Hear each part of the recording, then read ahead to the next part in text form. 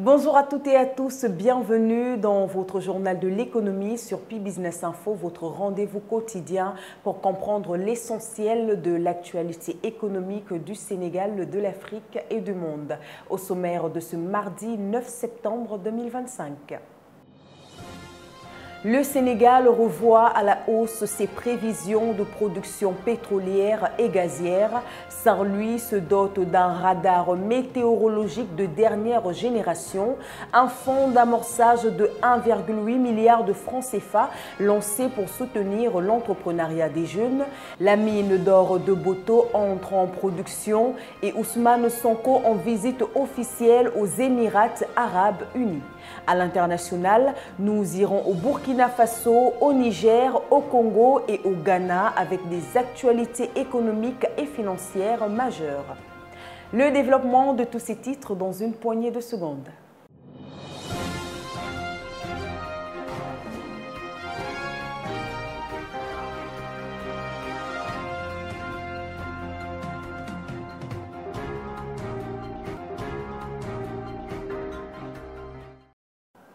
Ouvrons cette édition du journal de l'économie par la visite d'Ousmane Sonko à Abu Dhabi. Le Premier ministre Ousmane Sonko effectue en ce moment une visite officielle de 5 jours aux Émirats arabes unis. Plusieurs partenariats stratégiques sont à l'agenda: infrastructures modernes, énergie renouvelable, agriculture et formation professionnelle. Une étape importante pour renforcer la coopération entre Dakar et Abu Dhabi. Justement, parlons d'un des axes importants de cette visite de Sonko aux Émirats. Le Premier ministre a dans son agenda la relance du méga-projet gazier Yakar-Teranga. Objectif, attirer de nouveaux investisseurs après le départ de BP et pourquoi pas convaincre les Émirats de revenir dans le bassin sénégalais. Près de 20 ans après leur premier pas dans l'exploration gazière au large de Kayar. Khadija Soumari nous en dit un peu plus. Après le président Bassirou Diomaye Faye, il y a près d'un an, c'est au tour du Premier ministre Ousmane Sonko de fouler le sol des Émirats arabes unis. Objectif, renforcer un partenariat stratégique et surtout relancer le méga-projet gazier Yakar-Teranga. Le Sénégal mise gros. Avec ses 30 trillions de pieds cubes de gaz estimés, Yakar-Teranga est le plus important gisement jamais découvert dans le pays. Un projet vital pour le plan de redressement économique et social, aujourd'hui en quête d'un nouvel opérateur après le départ de BP. Les Émirats ne sont pas des inconnus dans le secteur énergétique sénégalais. Déjà partenaires dans les financements de centrales solaires et projets hydroélectriques, ils avaient au milieu des années 2000 tenté l'aventure du gaz sénégalais à travers la compagnie Thani Emirates Petroleum. Entre 2005 et 2007, Thani Emirates avait investi près de 10 millions de dollars en recherche, révélant des structures prometteuses comme Gaindé et Gueulem. Mais des contraintes techniques liées au volcanisme avaient contraint la compagnie à se retirer malgré des réserves déjà estimées à 1,35 trillion de pieds cubes. 20 ans plus tard, l'histoire pourrait s'écrire à nouveau. La mission conduite par Ousmane Sonko et son ministre de l'énergie Birame Souleye Diop vise à convaincre les Émirats de revenir dans le bassin sédimentaire sénégalais. Yakar-Teranga est plus qu'un projet énergétique. C'est un pari sur l'avenir du Sénégal. Si les Émirats s'y engagent à nouveau, Dakar pourrait franchir un cap décisif vers son indépendance énergétique et son émergence économique. Autre front économique tout aussi majeur à défendre au Sénégal, Ousmane Sonko muscle l'exécution du PRES avec 4 groupes de travail stratégiques. Le Premier ministre a annoncé la création de 4 groupes spécialisés à la primature pour garantir une mise en œuvre rigoureuse et efficiente du plan de redressement économique et social PRES. Abdoulaye Bari s'est intéressé au sujet, regardons. Au Sénégal, Le gouvernement passe à la vitesse supérieure pour assurer la réussite du plan de redressement économique et social, le PRES. 4 groupes de travail stratégiques viennent d'être créés à la primature pour muscler son exécution.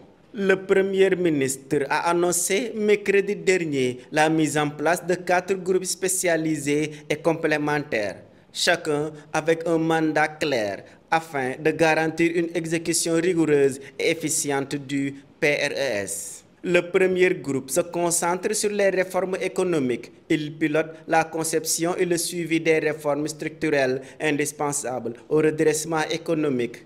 Le deuxième groupe s'occupe du phasage, de la budgétisation et de l'analyse des risques. Il élabore un calendrier précis du PRES et veille à une allocation rigoureuse des ressources financières tout en anticipant les risques. Le troisième groupe est chargé du recensement, de la validation et de l'évaluation de toutes les initiatives, avec des indicateurs de performance clairs pour mesurer les progrès. Enfin, le quatrième groupe assure la communication et la vulgarisation du PRES, afin que l'administration, le secteur privé et les citoyens comprennent et s'approprient pleinement le plan. De manière transversale, ces groupes assurent un suivi continu, un reporting régulier au Conseil des ministres et une coordination optimale entre tous les acteurs impliqués. Le PRES prévoit un investissement de 5 667 milliards de francs CFA dans l'économie sénégalaise entre 2025 et 2028, dont 90% proviennent de ressources internes. Objectif: réduire le déficit budgétaire de 12% à seulement 3% du PIB d'ici 2027. Avec ces mesures, le Sénégal entend renforcer la rigueur et l'efficacité de son plan de redressement économique et social pour un avenir plus prospère pour tous ses citoyens. Forum AFS 2025, le Sénégal célèbre ses héros de l'agriculture et de l'élevage. Pour la première fois, le Sénégal a honoré les agriculteurs et les éleveurs qui nourrissent la nation et portent haut l'ambition de la souveraineté alimentaire. Un moment fort marqué aussi par un hommage posthume à Ahmed Amar, figure emblématique du secteur. Un reportage d'Abdoulaye Bari. Diamniadio, capitale de l'innovation et de la résilience alimentaire, du 31 août au 5 septembre 2025, le Sénégal a vibré au rythme du Forum africain sur les systèmes alimentaires, l'AFS 2025. Un rendez-vous continental où, pour la toute première fois, le pays a honoré ses véritables champions de l'agriculture et de l'élevage, des femmes et des hommes, souvent dans l'ombre, mais qui nourrissent la nation au quotidien. Ils ont été distingués pour leur engagement exceptionnel et leur contribution décisive à la souveraineté alimentaire du Sénégal. Pour la première fois, les agriculteurs et éleveurs sénégalais ont été officiellement primés pour leur engagement exceptionnel et leur contribution déterminante à la construction de la souveraineté alimentaire nationale. S'est réjoui le ministre de l'Agriculture, Dr Mabouba Diagne. Moment fort de cette cérémonie, un hommage posthume rendu à Ahmed Amar, figure emblématique du secteur pour son apport inestimable, une mémoire honorée, un héritage préservé. Par cet acte historique, le Sénégal envoie un message fort, bâtir des systèmes alimentaires résilients et inclusifs, avec les producteurs au cœur de la stratégie nationale de développement. AFS 2025 restera marqué par cet instant unique, celui où le Sénégal a élevé ses héros de l'agriculture et de l'élevage au rang qu'ils méritent, celui de bâtisseur de la nation. En bref, dans l'actualité locale, pétrole et gaz, le Sénégal revoit ses prévisions à la hausse.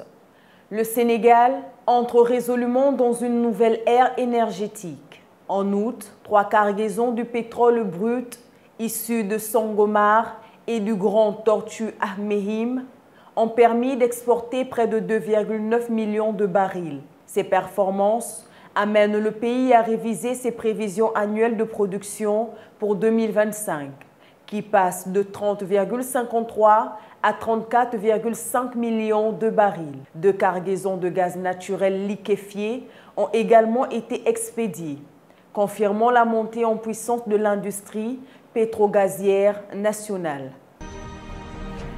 Dialogue autour de Sangomar, Woodside rencontre le président. Le PDG de Woodside Energy, Meg O'Neill, a été reçu par le président Bassirou Diomaye Faye pour évoquer l'avenir du gisement pétrolier de Sangomar. Les discussions ont porté sur les performances déjà enregistrées et sur les prochaines phases d'exploitation. Le chef de l'État a réaffirmé l'engagement du Sénégal à accompagner ce projet stratégique estimé à 630 millions de barils de réserve. Entrepreneuriat, lancement du fonds d'amorçage PFPI. À Ziguinchor, le ministre de l'Emploi a lancé le fonds d'amorçage du projet de formation professionnelle et d'insertion doté de 1,8 milliard de francs CFA grâce à la fondation Mastercard. Ce mécanisme cible les jeunes de 18 à 35 ans avec 70% de financement réservé aux femmes et 5% aux personnes en situation de handicap. Objectif, accompagner 100 000 jeunes vers un emploi décent d'ici 2028. Saint-Louis a un radar météo de pointe installé. Un radar météorologique de dernière génération a été inauguré à l'aéroport international Ousmane Masseck Ndiaye de Saint-Louis. Financé par BP Sénégal en partenariat avec l'ANACIM, il permettra de mieux anticiper les risques climatiques et de renforcer la sécurité des populations. Ce dispositif vient compléter un maillage national déjà amorcé avec d'autres radars installés à Diamniadio et dans le cadre de projets contre les inondations. Vacances citoyennes numériques, l'université numérique Cheikh Hamidou Kane innove. L'université numérique Cheikh Hamidou Kane a lancé ses premières vacances citoyennes numériques, réunissant plus de 1500 jeunes dans ses 18 espaces numériques et en ligne. Deux parcours sont proposés, le développement logiciel et la cybersécurité. Une initiative soutenue par la Fondation Mastercard pour préparer une nouvelle génération d'acteurs de la transition digitale au Sénégal. Kédougou, la mine d'or de Boto entre en production. La mine d'or de Boto, développée par le groupe Managem, est entrée en production après un investissement de 230 milliards de francs CFA. Elle vise une production annuelle de 160 000 onces d'or durant ces 3 premières années et devrait générer plus de 1500 emplois. Avec des réserves estimées à 56 tonnes, ce site devient un pilier stratégique pour l'industrie aurifère et le développement local. Électricité, vaste coup de filet contre la fraude. À Niakourab, la gendarmerie de Kermassar a démantelé un réseau de vol d'électricité impliquant 2 prestataires de la Sénélec. Des centaines de branchements frauduleux ont été retirés, mettant fin à une fraude qui exposait les habitants à de graves risques d'électrocution. 3 personnes sont actuellement en garde à vue. Actualité internationale au Burkina Faso, 250 millions de dollars du Fonds mondial pour la santé. Le Burkina Faso va bénéficier d'un financement de 250 millions de dollars du Fonds mondial pour lutter contre le sida, la tuberculose et le paludisme. Un soutien crucial alors que l'insécurité a détruit 20% des structures de santé du pays, affectant 3,8 millions de personnes. Niger, création de Niger Air International. Le Niger a officialisé la création de sa nouvelle compagnie aérienne nationale, Niger Air International. L'objectif est de renforcer le désenclavement du pays et de contribuer au développement socio-économique. Le projet bénéficie d'un appui technique du Maroc et s'inscrit dans une dynamique régionale avec le Mali et le Burkina Faso.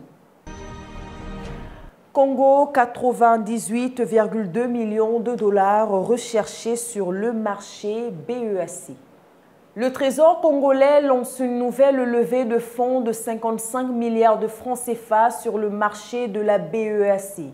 Objectif, soutenir la trésorerie de l'État et financer des projets d'investissement dans un contexte de forte pression budgétaire et de dette publique estimée à plus de 92% du PIB. Ghana, suspension de 5 opérateurs de transfert de fonds. La Banque du Ghana a suspendu pour un mois 5 opérateurs de transfert d'argent, dont TapTapSend et Remy Choice, pour non-respect de la réglementation. Le pays, qui a reçu plus de 2,4 milliards de dollars de transferts en 2023, veut renforcer la transparence et la sécurité du secteur. C'est la fin de votre journal de l'économie sur Pi-Business Info. Merci de nous avoir suivis. On se retrouve demain à la même heure sur la même chaîne et surtout en gardant la même énergie pour un nouveau point complet de l'actualité économique du Sénégal, de l'Afrique et du monde. Sur ce, portez-vous bien et excellente journée à tous.